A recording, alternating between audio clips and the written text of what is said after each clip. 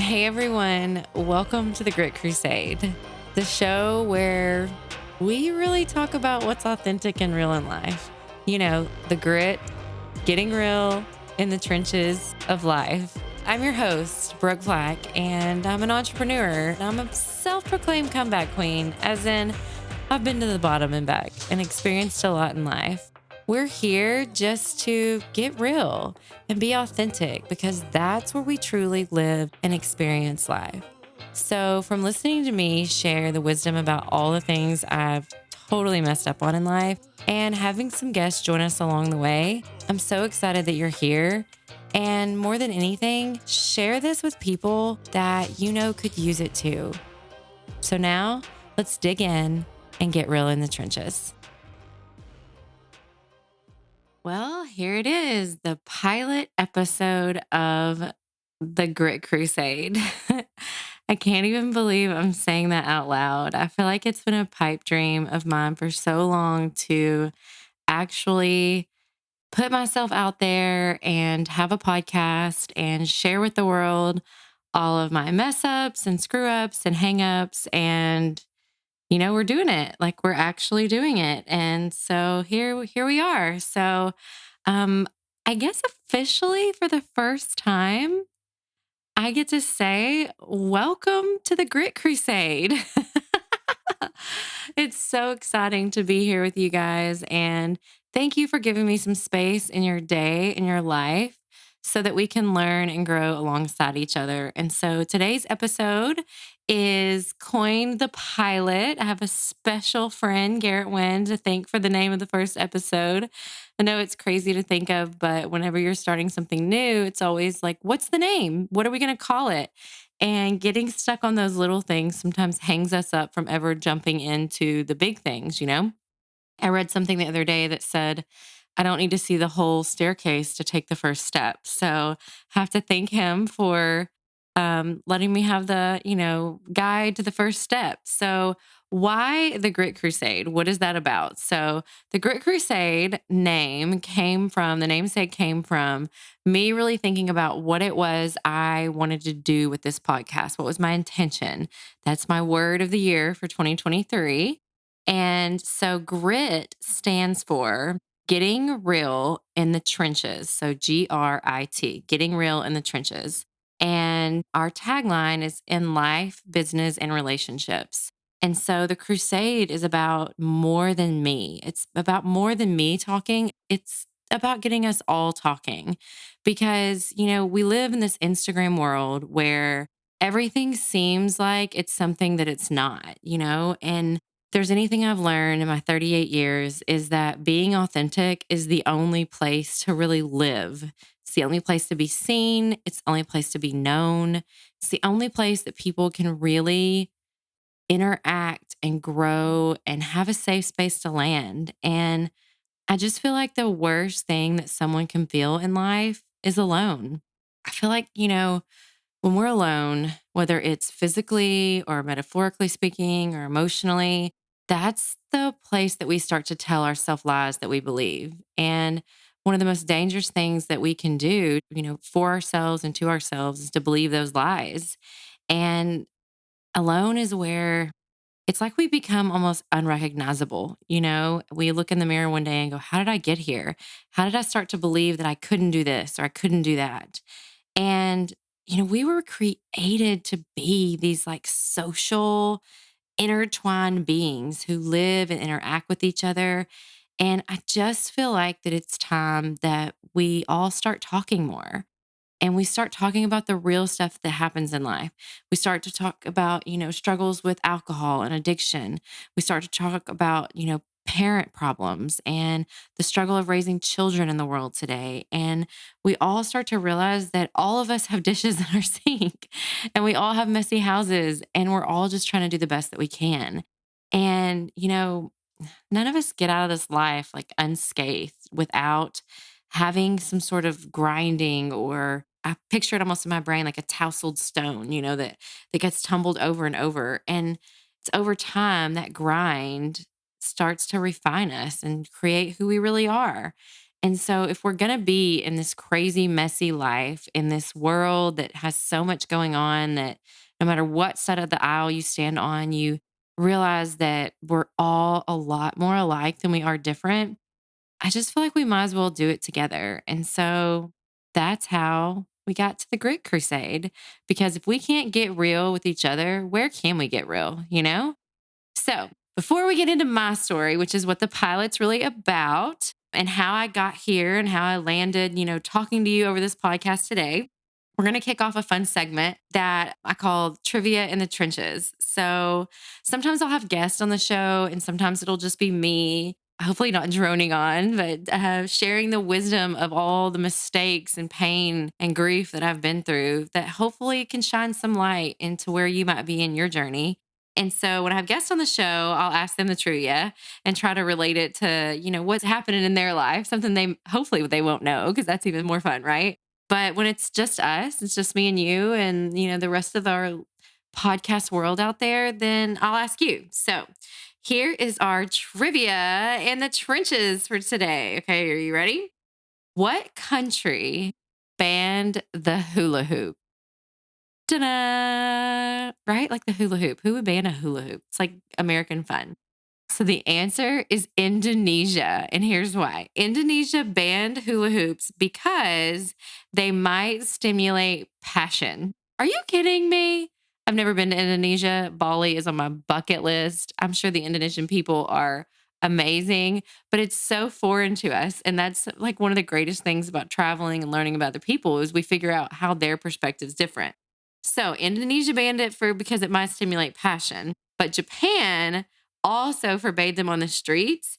And an official news agency in China called it hula hoops a nauseating craze. And the Soviet Union said it was seen as a symbol of the emptiness of American culture. Dun dun. So that's probably why I think it's crazy that, it was banned in Indonesia or wherever else, because it is probably a symbol of American culture everywhere else. So hula hoops. Who knew, right? I tried to hula hoop actually at a Halloween event this year, and I cannot get it around my hips, but I can do the arm thing. So if you grew up in the 90s like me, or maybe 80s too, I don't know. I can do the hula hoop around the neck or like around around your arm, like fast, fast, fast, fast, fast. So that and a skip it. I bet if I could find a skip it at Goodwill or something, I could probably still skip it. So that's a quintessential growing up in mid America, right? In the 80s and 90s. So trivia in the trenches.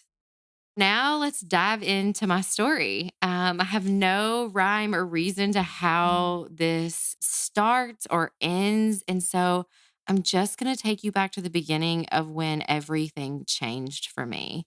So I was a public school teacher and I absolutely loved my job. I had been teaching middle school and junior high age kids. I know some of you are probably cringing. It's like the messy in the middle, right? So when it was like December ish of 2013, I started teaching cheerleading lessons out of my garage. So growing up, I was a cheerleader on a little Pee Wee team with my lifelong mentor and friend, Miss Pam. Then went on to junior high cheer and cheered collegiate for the University of Arkansas as a Razorback. It was a beautiful experience. And then when I got out of college, I wanted to get away from that. I wanted to have my nights off, right? Like the 20 something dream of working a little and making a lot.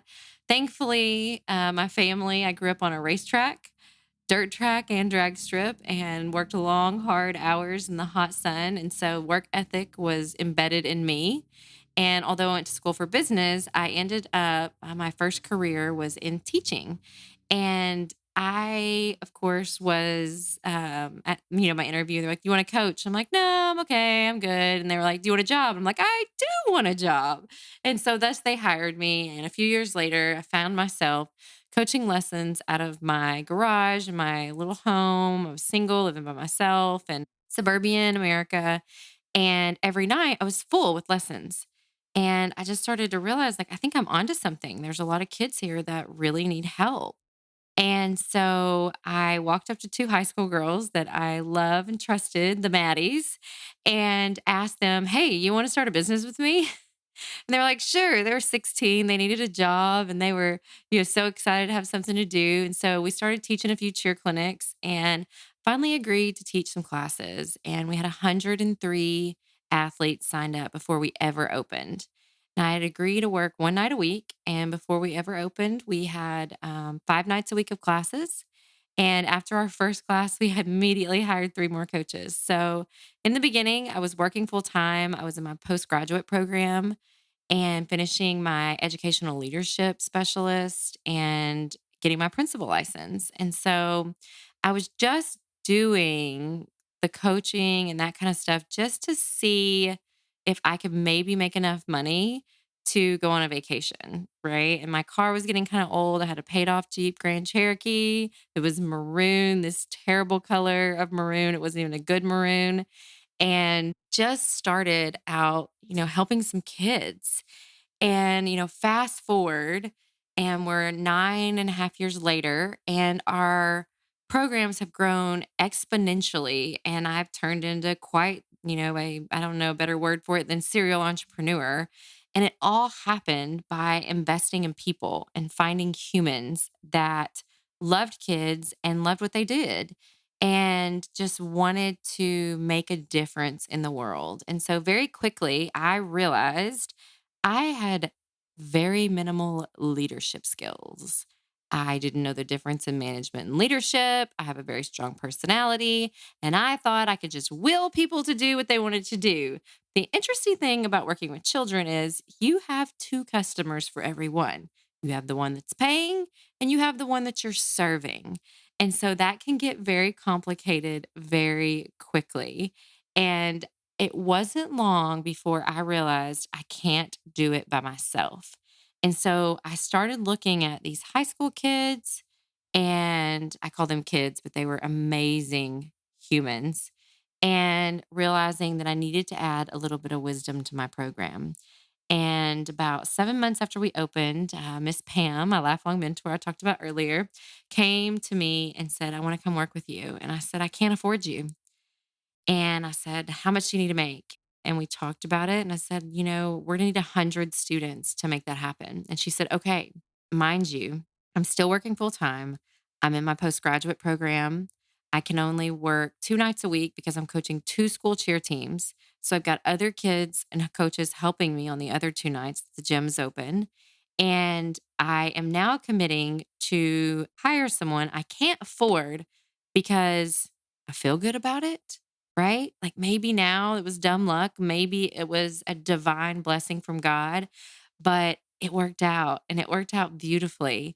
And I kept doing that over and over and realizing that the secret to building a great company was the people. And it was investing in people, investing in their futures, and helping them see a career and not just a side gig or a job. And so that sounds all rosy and fun and great, but there was a lot of mess that happened in the middle. There was call-ins. There was the immense amount of stress of trying to do it all, figure it all out and not snap. I was not resting. I was working 16-hour days and I continued to do that for about 5 years. And in the middle of that, I got pregnant. And I never had planned to have children, but I had met a guy, right? Doesn't it all start with a budding romance? And we had decided to not get married. We had both been married before. So I in my 20s was married and divorced 3 times. Right? I know. Like, makes some people cringe. Other people are like, I feel you, girl. Thank goodness. Like, I'm not the only one. And he had been married twice and divorced twice. And for me personally, can't speak for anybody else, but I was very emotionally immature and had a lot of growing up to do. As a matter of fact, so much so growing up to do that when I first kind of started like liking him, he told me I think you need to go work on yourself and then we can talk. Are you serious? Like, you telling me? But I went and got a therapist. So, a good one too, right? So sometimes I feel like there's those like little nuggets of wisdom that gets dropped into our lives that we have to listen to. And for me, it changed everything. And I found out in May of 2017 that I was pregnant unexpectedly. We were going to do life together, and I thought my world was going to end. I didn't know what I was going to do. I'm running this business. I'm trying to figure out how am I going to manage all this? And at the bottom of the pit in my stomach, like talk about getting real in the trenches. The real reason that I never wanted to have children was I didn't want to perpetuate the mental illness in my family. So the year before I opened our business empire, I lost my mom to suicide and opioid addiction in September of 2013. And somewhere along that journey, I started digging into the past, digging into her father and family members before that and relatives, and realizing that mental illness is not a choice. It is not something we pick. It is not something that we can run from. It is only something that we can face, and it creeps up when we least expect it. And as a child, it was something I grew up with and didn't know. I didn't realize that everyone's mom didn't get mad and leave for days. And when I tell you I had the most incredible mom, I had the most incredible mom. And I get emotional saying that. She was the best mom that she could be. Absolutely the best mom she could be. She was sick. She was very sick. And for anyone who has walked the journey with a family member in addiction and mental illness or both, 93% of addicts are mentally ill also. There's not one incident. So when we lost her to suicide, that was the end of a very long journey of rehabs and therapy and inpatient and outpatient of years that I had been living that with her as her daughter, along with my sister. And after she died, there was like this moment of, I have nothing to lose. Like, I've lost my mom. I have nothing to lose. And although, they say good can come from tragedy, I don't know. That's so hard to say and embrace when you're the person that is in the middle of grief. But there are two routes you can choose. You can choose to let tragedy rule you, or you can choose to let it fuel you. And I chose the latter. And I'm so thankful for the foundation that my dad and my grandparents built into me, the strength to keep going and pushing on, because I leaned on that. I lived for that. And that is definitely how I had the bravery and the courage to just go for it, because it's so scary. Like, what if you fail? And, you know, losing my mom and walking that journey through addiction, it prepared me not only for being a business owner and all the families that we would be blessed to impact and become a part of their lives, but it also prepared me for motherhood because I grew up with a perfectionist complex. As a matter of fact, I was 33 when my then boyfriend looked at me and said, no one thinks you're perfect, right? And I literally looked at him like, are you kidding me? Like, I thought I'd been doing a great job this entire time fooling everybody that I had it all together. And you haven't figured out now, my husband is not afraid to tell me what he thinks. But it was in that moment I realized all of that stress, all of that worry, all of that needlessness that I had spent on trying to put out that Instagram persona, right? Of I've got it going on was pointless because no one has it all together. And frankly, who wants to be friends with somebody that's perfect, you know? And so when I, found out I was pregnant with my son, took me a few weeks to come around to that I can do this. God has brought me to this. He's going to bring me through it. I can do this. I think I was in literal shock because I just was terrified to perpetuate that mental illness, in my family. And I guess there was a divine moment of realizing that, in every mom, there is an innate knowing that you can protect, love, grow your offspring, and you're going to figure it out, just like other crossroads in life. Like we're going to figure it out. And thankfully, I have an amazing best friend who's been a constant in my life my entire, ever since I was in like the third or fourth grade. And Danny Hardy, she'll be a guest on the show soon. Trust me, guys will get to hear from her divine wisdom. And it was once I finally realized that I can do this, I had a new business opening. So 2 weeks after I found out I was pregnant, we had decided to open a new business in our old location, a building that we had vacant. And we had parents that were wanting an after school program and summer camp program. So we were just going to be school aged. And then, after Susie needs her little sister to come, we end up with a fully licensed childcare center that is now amazing and thriving and has the most beautiful staff with great hearts and a, you know, servant attitude towards taking care of other people's children. But at the time, I had no clue what I was doing. And when I am telling you I had no clue what I was doing, I hired a full time person. We had zero income. We opened the doors with three children and lost literally every single bit of money that we had made from the first business. Rookie mistake.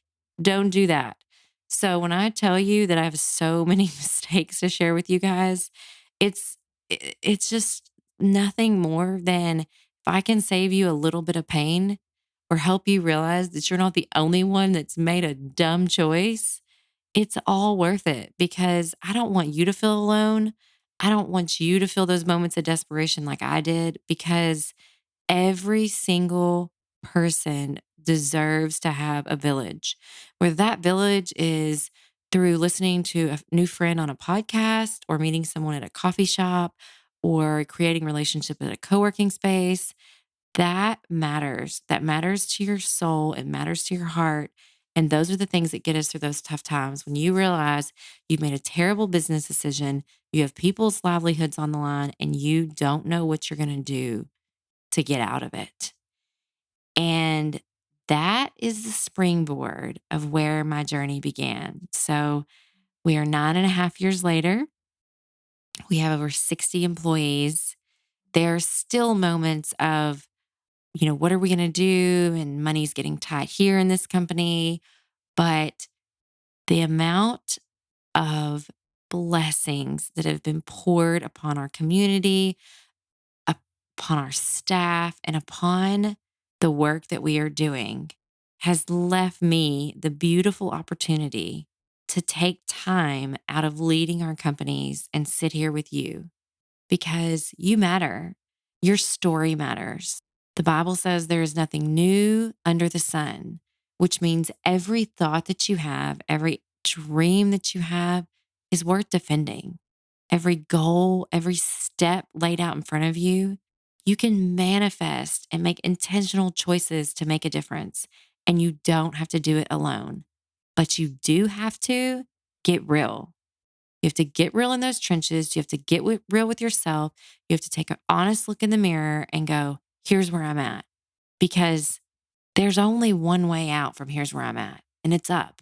Because you have the power innately born within you to make a difference today, to change the things that you're unhappy with, and to march forward tomorrow, no matter how desperate right now looks. And so, over the next months and years of our podcast journey together, I am going to walk you through my stories, but even more powerfully, other stories of people who have been in the trenches, they've climbed their way out, and they have found a better life for themselves than where they came from, and know that their current circumstances did not define their future, and they do not have to define yours either. So, thank you for being here with me today. Thank you for listening. And don't forget to share the podcast with your friends because it's way more about than likes or comments or engagement for me.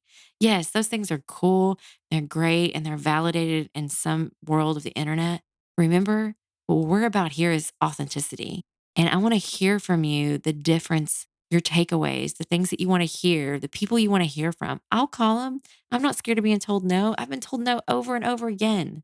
And although I'm not for everybody and you're not for everybody, we're still somebody. And we can get through this life together as long as we keep it real. Until next time. You've been listening to the GRIT Crusade podcast with Brooke Plack. Our theme song is Thunder City by Lunar Ray. This podcast was produced by Luminate Media Group. Our executive producer is Josh Freeman, and our audio engineer is Steven Stringer. Thank you for listening, and join us again next time.